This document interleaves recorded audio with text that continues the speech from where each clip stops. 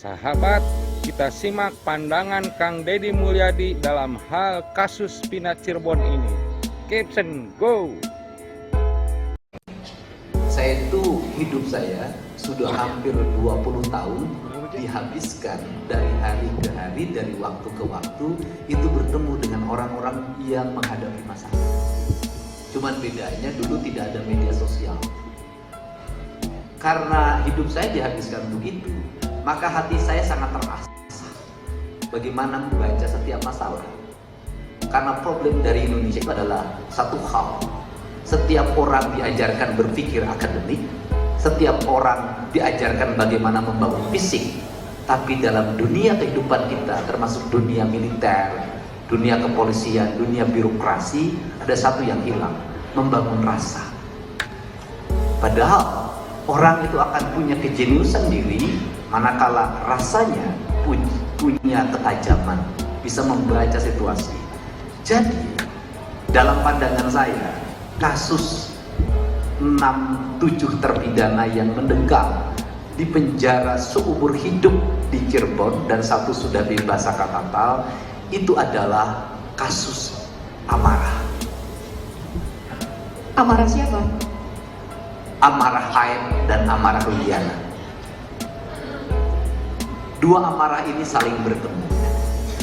Aep memiliki amarah karena seminggu sebelum kejadian di tempat dia bekerja, temennya bernama Aceng, dalam keterangannya Dede, itu membawa perempuan 2 orang, digerebeklah oleh teman-teman yang hari ini mendekam itu. Dan teman-teman juga yang mendekam di penjara hari ini juga salah waktu itu, dia mengikuti amarah. Ini siklus hidup itu siklus begini.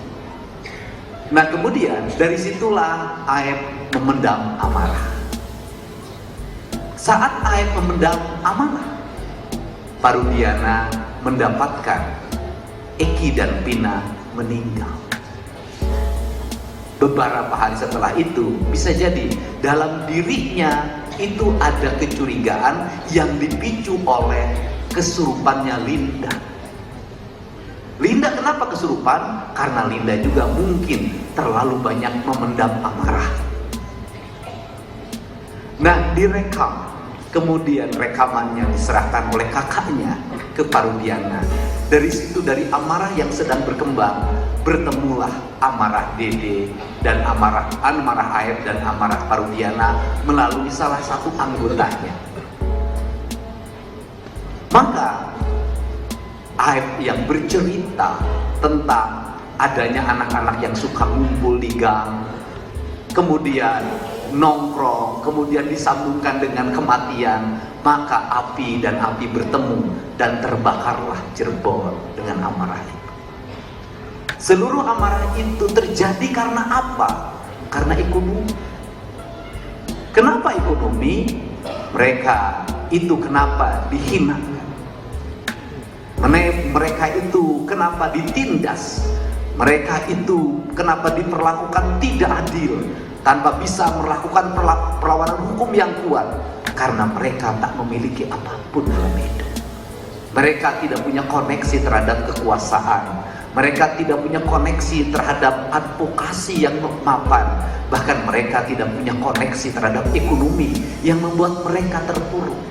Seorang miskin ketika dia menghadapi masalah, jangankan untuk menyelesaikan masalah, meninggalkan pekerjaan, kehilangan beras dalam 1 hari itu, kehilangan pendapatan 1 hari itu, membuat dunia menjadi gulita, dan akhirnya dia menyerah dengan keadaan. Ini akibat apa?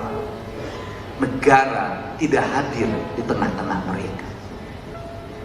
Makanya berulang-ulang saya tanya terhadap keluarga, pernahkah lurahnya bertanya? Pernahkah camatnya bertanya? Pernahkah wali kotanya bertanya? Mereka jawab, sampai hari ini menengokku tidak pernah. Disitulah saya katakan, aparatur negara kehilangan rasa dan empati dalam hidupnya. Dia tidak hadir ketika masyarakat mengalami kegelisahan. Kenapa itu terjadi? Mereka tidak terlatih untuk hidup di tengah-tengah masyarakat. Mereka terlalu terlatih menyemir sepatu, memasang atribut dan berbaris di depan kantor dibanding mereka hidup dalam kegelisahan masyarakatnya. Kenapa itu terjadi? Kenapa itu terjadi? Karena aparaturnya jarang puasa Senin Kemis. Aparaturnya terlalu makan banyak nasi kotak yang disediakan dalam SPJ yang habis pakai. Aparaturnya terlalu banyak mengikuti kegiatan-kegiatan yang normatif. Kuliahnya mengejar golongan 2A, 2B, 2C, 3A, 3B, 3C. Tapi dia tidak diajarkan tatanan itu. Padahal dalam kebudayaan diajarkan ada 3 tingkatan: Brahmana, Satria, Wesa, Sudra. Itu kebudayaan. Brahmana itu siapa? Brahmana itu adalah orang-orang yang memiliki tingkat standar hidup yang tinggi. Dia tidak berjudi, dia tidak minum, dia tidak berzina. Kenapa? Karena kasta hidupnya sudah sangat tinggi. Dia adalah para pengambil keputusan spiritual tertinggi. Para kesatria apa? Para pengambil kebijakan, para penegak hukum, anggota DPR. Maka dia juga melepas masalah itu. Indonesia kenapa jadi begini? Karena kaum sudra yang biasa nongkrong di pinggir jalan, kaum sudra yang biasa minum, kaum sudra yang biasa di klub malam, dia menjadi para kesatria. Inilah akibatnya seperti itu. Maka saya katakan, kalau ingin jadi birokrat, jadi pemimpin, birokrat dan pemimpin itu beda. Kalau sama, maka kamu jadi kaum sudra saja. Bisa sambung ayam, bisa main unyeng, bisa balapan, bisa apapun dilakukan. Kenapa? Karena apapun yang dilakukan oleh mereka tidak berdampak pada kehidupan negara, hanya berdampak pada kehidupan dirinya sendiri. Tapi kalau para kesatria dan Brahma melakukan itu, maka dunia hancur, bumi gonjang ganjing seperti hari ini. Jadi, dalam pandangan saya, peristiwa kasus Vina dan Eki Cirebon bukan semata persoalan hukum, tapi ini adalah persoalan tragedi kemanusiaan. Saya katakan sekali lagi, ini adalah persoalan tragedi kemanusiaan. Karena ini adalah persoalan tragedi kemanusiaan, hanya bisa diselesaikan oleh manusia. Saya katakan sekali lagi, hanya bisa diselesaikan oleh manusia. Dan manusia itu adalah yang suka memanusiakan manusia. Yang suka menghinakan manusia itu bukan manusia, namanya orang. Wayang orang, bukan wayang manusia. Nah, dalam perspektif itulah saya di hati saya. Kenapa saya menemukan? Karena saya selalu menggunakan rasa. Bagaimana penyelesaiannya? Cukup dengan rasa. Gak usah rame-rame, gak usah lagi berdebat di televisi yang begonya kelihatan. Ya kan? Bahkan orang-orang bego tampil di televisi. Kan itu mempertontonkan pada publik kita bagaimana kualitas manusia Indonesia. Dan itu merusak saraf-saraf otak sadar orang Indonesia. Menyelesaikannya gampang. Gak apa-apa, gak usah turun. Ini cukup tingkat RT, musyawarah mufakat. Bagaimana? Marudiana bertemu dengan Ayat, kemudian dia ngomong, kamu yang benar, dulu bohong enggak? Coba kamu yang jujur, kamu jangan ngeprank saya. Masa saya berpangkat di prank sama tukang setim? Kamu jangan ngeprank saya. Ayo jujur. Kalau kamu jujur, aku juga gak akan apa-apain. Aku lindungin. Pasti jujur. Kali gak Akbar sudah jujur, Dede sudah jujur. Setelah mereka jujur, yuk kita akui kesalahan kita akui emosi kita. Mereka berdua jujur.